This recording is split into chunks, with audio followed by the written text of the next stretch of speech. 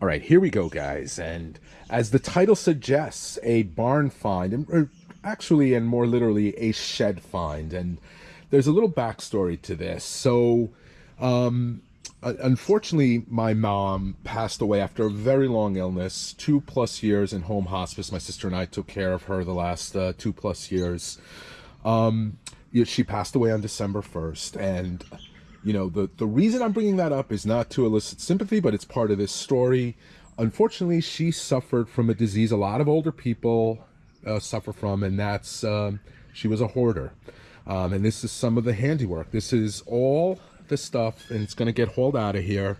But this is the pile of junk I've made from the last day and a half, just clearing out one shed. It was literally covered top to bottom, front to back, about a 15 by 9 foot shed. We'll see some pictures of it. I actually had to break the lock because we couldn't find the key. It was a rusted lock. Bolt cutters got me in. And the reason I'm bringing all this up instead of just describing this is, you know, my mom was 87 when she passed away. She was born in 1934 in Greece on a little tiny island, dirt poor. And yeah, she had nothing growing up. It was during the Depression. It was during World War II. Her father died when she was young. No siblings, just her and her mom, no cousins. And, she worked from a young age, preteen, she was working. And she grew up with nothing. She's told us stories about how they had no food. And during the war, the Italian soldiers and then the German soldiers took a lot of the food that was on the island. So she grew up dirt poor. And as she got older and, got married here in the States to my dad. And, I don't think you ever lose that, where you remember starving, you remember having nothing. And even though she built with my dad a very comfortable life, certainly provided for her kids, I don't think she ever forgot the fact that there were many, many days where she went to bed without any food that day. And that, unfortunately, translated into her not ever throwing anything out. And again, it's scary to think that a approximately 15 by 9 foot shed had all this stuff. And I mean, I separated into three piles. My hauler, who's going to come and take this junk away, he suggested I make three piles: a wood pile, a metal pile, and all the way up there a general trash pile. This is the end result. In fact, I know wood prices are crazy. People are blaming COVID and supply chain issues. I think my mom had all the wood in her shed. But little jokes aside, what I wanted to talk about today is I was shocked to find all these fishing poles, fishing equipment in this shed. That shed has not been opened in at least 15 years. And, wait till the end. I'm hoping, I don't want to throw this out. I'm hoping somebody will just come and take it. I'm not charging anything. But I also thought it brought back a lot of memories for me of some of this stuff is from the early 80s all the way through the mid 2000s. And I thought it'd be good to memorialize and document the fishing poles, reels, and other things that I grew up learning to fish on. So we're going to do that. We're going to break it up into, there's way too many of these poles to show all at once. We're going to break it up into a few categories. And, we'll be right back with the surf fishing rod and reel combos here. All right, we're back, and we got 4 surf rods out. This one has no reel, I believe. Let's see what the brand is. It's a Sea Strike. I'm guessing it's about 10 feet, maybe 11 feet, because I know this rod here, directly to the left of it, is 12 feet. Yeah, so this is 11 feet.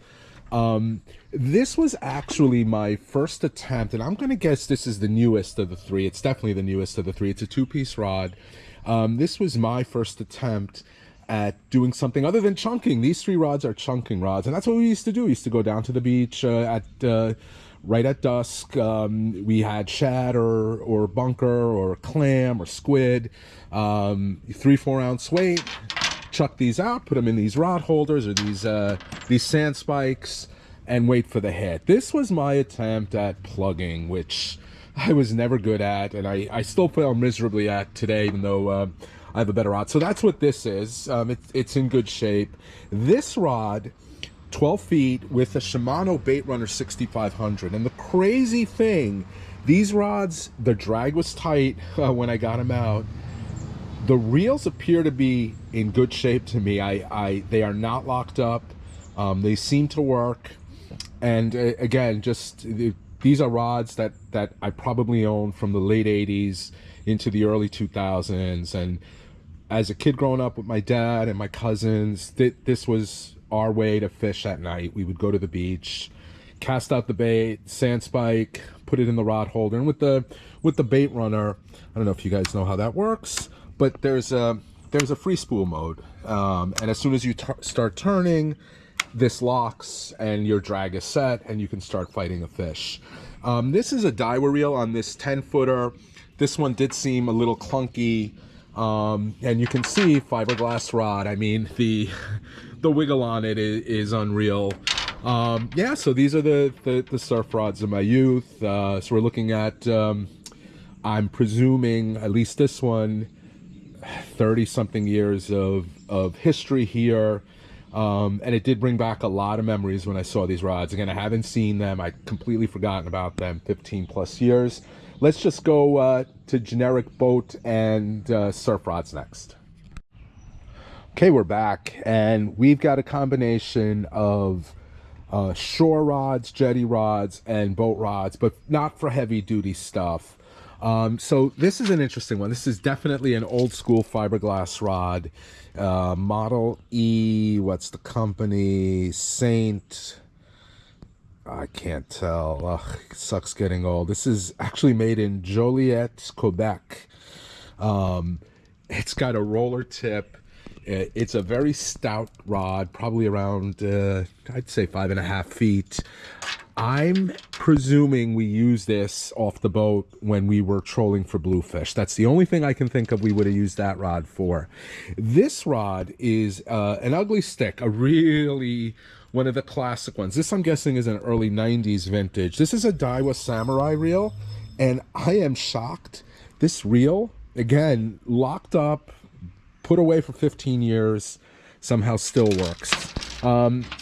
This little buddy, or this little rod and reel combo, a Hurricane Bermuda, this would have been something that I would have used off the surf for flounder or porgies off the jetty.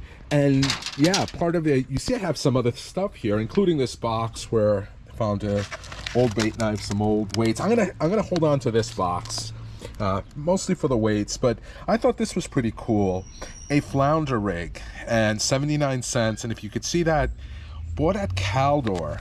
And Caldor for years here in Riverhead, or here in the North Fork of Long Island, was the precursor to the Walmarts and Targets and Kmarts. And there was a Caldor that throughout the 80s, when it was time to go back to school, we would make a pilgrimage there in late August and get all our school stuff, and it had a little sports section. You can see the bobber there. That's if we use minnows to catch snappers. But yeah, I thought that was interesting. An old flounder. You can't even catch flounder anymore. This rod is a graphite 2-piece 6.5-foot rod. And unlike the rest of the rods here, it is very light. It's in rough shape. This was one of the first rods that I bought that I just remember there was a shift in technology where, you didn't have to use big, heavy rods anymore for the type of fishing we did. And let's see what this is. This is a BMA 6.5. It's a graphite composite. And it's made in Massachusetts. Had a spinning reel on this. Again, a rod I would use off the jetties here on the North Fork, the beaches, catching flounder and anything else that would bite. This Zepco, and unfortunately the reel is gone, but this would have been in the early 80s what I would have used casting for snappers. Some of my earliest experiences. Same with this little rod here. We're not going to go into that. This would have been a porgy rod, and you can actually see that there's porgy hooks on it. I'm guessing it's about 5 feet long. It's pretty heavy. The reel itself is a Shakespeare Tidewater 30L, 20 pound, 330 yards. Believe it or not, the reel still works. Again, it goes to talk about how components, how reels were made back in the day. Here we are, you know, probably 30 plus years after this reel was made, and it's still working. And here's another ugly stick, another porgy rod with a little pen level wind, looks like a 9 on it, made in America. I tested this reel out. It works perfectly. This would have been a mid-2000s edition, I think. The rod is definitely not fiberglass. It's a little stouter than the others, and it has braided line.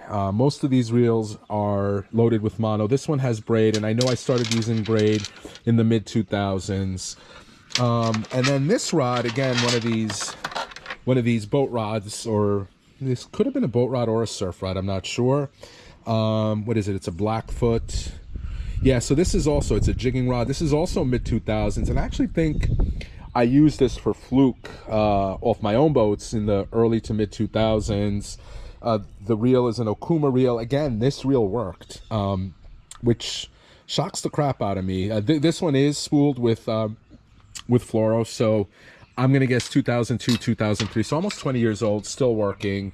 And then we got a couple non-rods here. I have no idea what I would have used this net for. Honestly, no clue.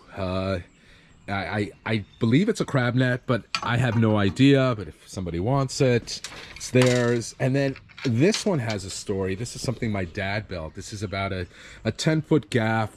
And when we fished the jetties in Mattatuck, and we used to catch big bluefish and, you know, we didn't really catch stripers, but big bluefish. It was tough to get them onto the rocks and dangerous. So my dad designed this so we could gaff the bluefish from, you know, the upper parts of the jetty, the upper parts of the rock, and, you know, not slip and fall in. All right, we're going to have one more category left, and that's going to be striper boat rods. And we got 5 rods here. They're all striper rods. These are all, for the most part, with the exception of this bad boy here, these are all rods I would have started using circa 2001, 2002. This one for sure. This is a 320 GT1, so the first generation of Penn 320s on a Penn special boat rod. What is it? It's 6'6", rated 20 to 40 pounds. The guide is missing, and the guide needs to be replaced, actually, the second guide from the top. Otherwise, everything's okay with this. In fact, the freaking reel works. I mean, I tested it out. It held drag. It turned easy. Same with this. This is a little newer, same rod. Yeah, a Penn boat rod, right? Or it's a Penn special boat rod. Who the heck knows? Anyway, this is a 320 GT2. This one does have braid on it, so I'm guessing this one is maybe 2005-ish. I know somewhere around there I started moving to smaller Avets and Shimanos and got away from these old bulky Penns, so that's my guess. This is a 330 GT1. Again, I would guess early 2000. This is on a Mr. Big Fish. Again, this would have been a striper setup, and shock of shocks, the handle turns, it's holding drag.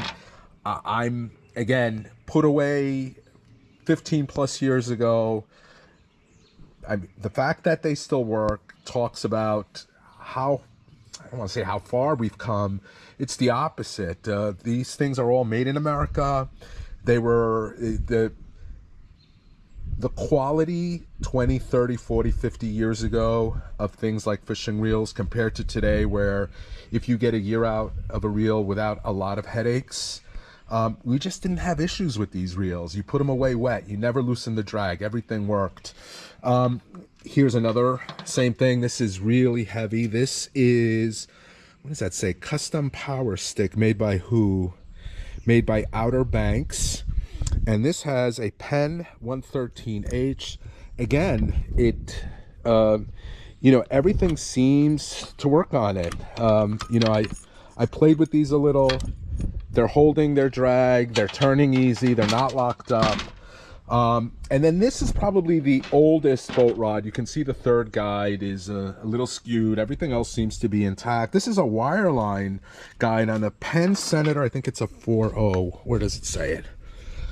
There we go. Penn Senator 4.0. This would have been something we used on my uncle's boats, probably in the early 80s for trolling. The rod is a Daiwa graphite sea line, 7 foot. I mean, I could be off on that, but my presumption is this is an 80s vintage rod and reel set. So there you go. Cleaned this all out of the shed. They're coming to take all this garbage, hopefully sometime this week. And, you know, I could have just thrown this away or parted out some of the reels. I don't want to do that. I don't want to part out reels. If anyone is interested in the whole kit and caboodle, except that box I'm going to keep, everything else, the rods, the reels, all that good stuff, shoot me an email, jiggingjerks@gmail.com. It'll be flashing down below the screen right now.